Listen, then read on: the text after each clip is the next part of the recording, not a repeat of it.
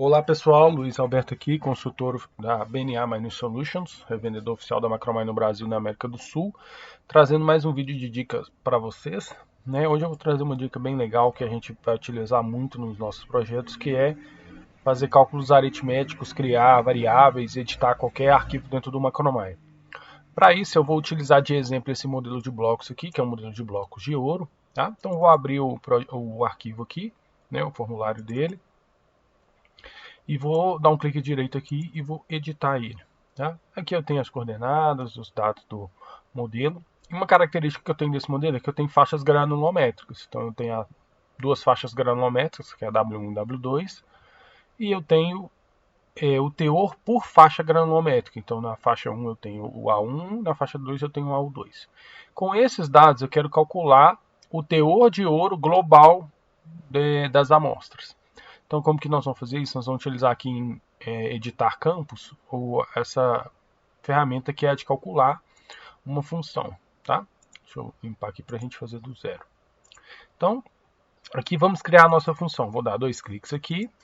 E como que é a expressão que calcula o teor da amostra, né? Então, vou abrir um colchete.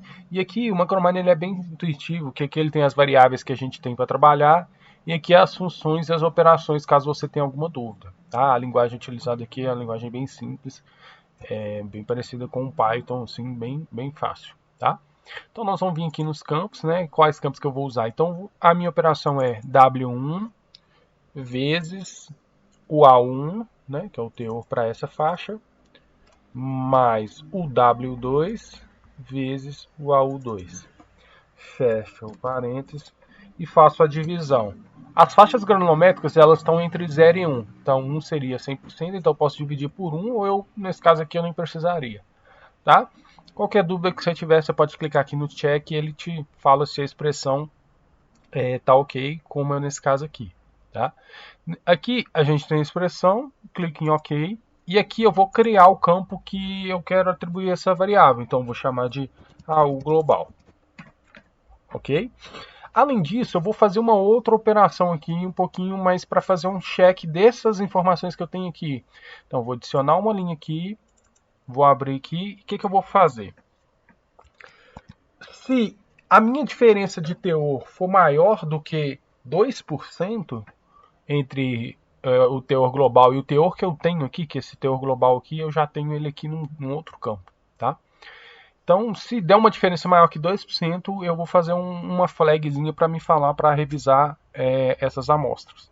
Então, como que eu vou fazer isso? Vou pegar o campo que eu estou criando, que é o AU global, menos o AU médio que eu já tenho proveniente do modelo, que esse é AU AVG.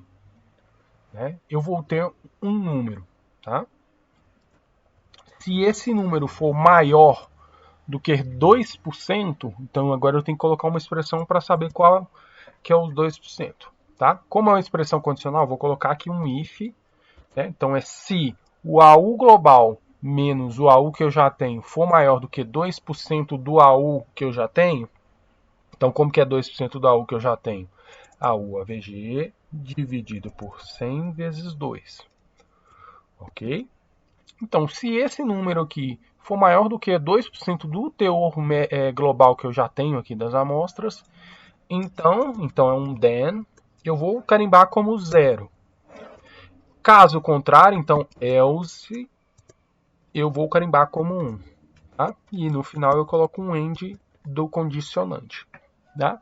Sempre que você tiver dúvida, você pode vir aqui no check, pode clicar aqui no interrogação para utilizar a ajuda, tá bom? E vou dar um OK.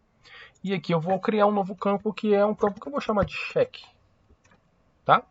Então, na hora que eu rodo essa ferramenta, né, para a gente fazer os cálculos, ele fala que está criando os campos, que os campos eu não tenho. Se já for campos que eu já tenho, eu tenho que lembrar de marcar aqui para limpar o resultado ou sobrescrever.